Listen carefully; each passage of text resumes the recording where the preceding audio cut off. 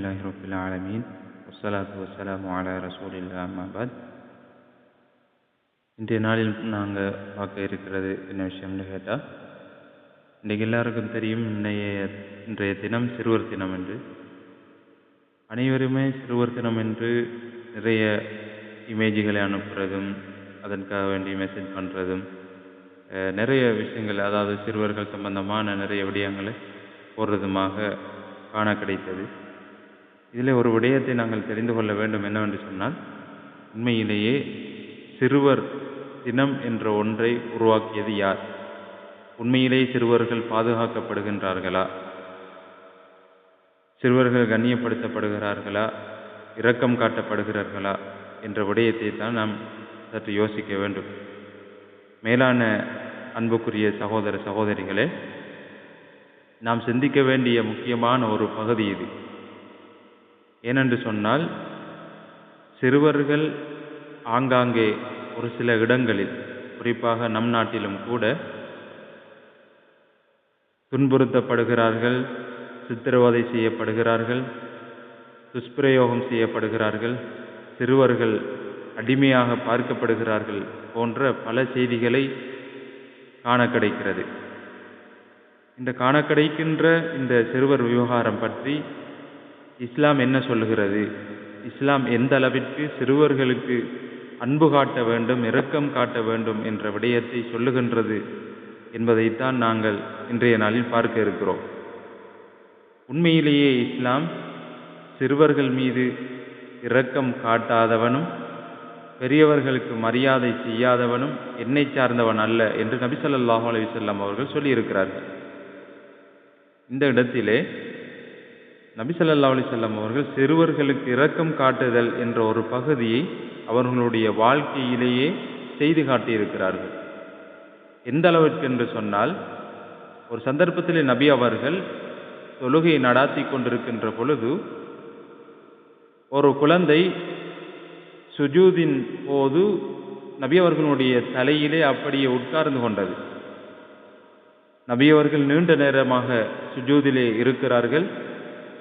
அந்த குழந்தை எழுந்து சென்று விட்டதன் பின்பு நபி அவர்கள் தொழுகை முடித்ததும் சஹாபாக்கள் அங்கே கேள்வி கேட்கிறார்கள், யா ரசூலல்லாஹ், இன்றைய தொழுகையில் நீண்டதொரு சுஜூது செய்தீர்கள், காரணம் என்ன என்று கேட்டபோது நபி அவர்கள் சொன்னார்கள், நான் சுஜூது செய்த போது என்னுடைய தலையிலே ஒரு குழந்தை உட்கார்ந்து விட்டது.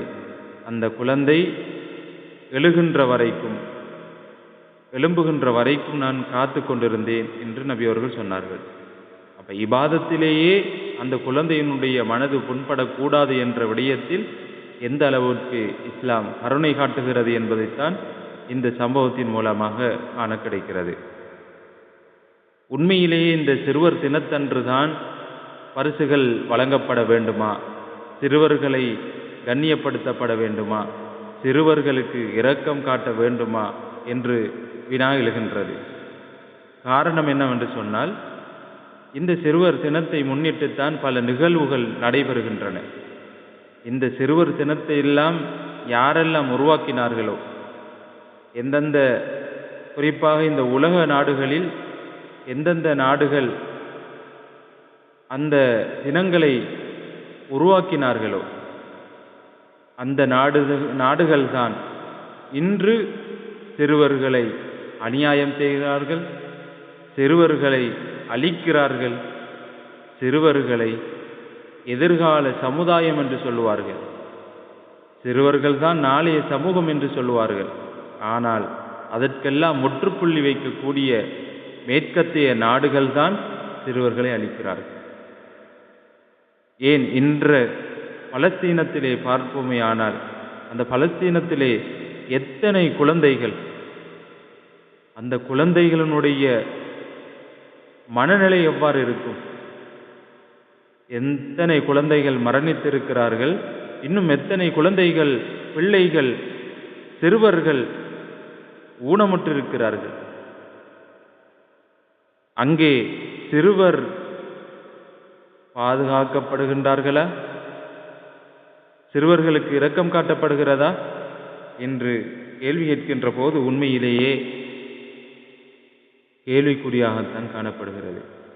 ஆகவே சிறுவர் தினம் என்று அதற்கு ஒரு தினத்தை உருவாக்கி சிறுவர்களுக்கு இரக்கம் காட்டுவதை விட எப்போதுமே சிறுவர்கள் என்ற அந்த கண்ணோட்டத்திலே சிறுவர்களை நாம் வைத்துக் கொள்ள வேண்டும்.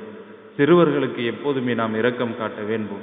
அன்பாகவும் பண்பாகவும் அந்த சிறுவர்களோடு பிள்ளைகளோடு நாம் நடந்து கொள்ள வேண்டும் என்பதைத்தான் இஸ்லாம் எங்களுக்கு அழகான வழிகாட்டுதலிலே எங்களுக்கு வழிகாட்டுகிறது. ஆகவே சிறுவர்கள் என்ற தினத்திலே சிறுவர்களுக்கு நாங்கள் பரிசுகள் வழங்காமல், சிறுவர்கள் என்ற அந்த தினத்திலே தான் சிறுவர்களுக்கு பல நிகழ்வுகளை ஏற்படுத்தாமல், ஏனைய காலங்களிலும் சிறுவர்களைப் போல நாம் பார்த்து இரக்கம் காட்டி அன்பு காட்டி அவர்களை நாளைய சமுதாயத்தினுடைய ஒரு தலை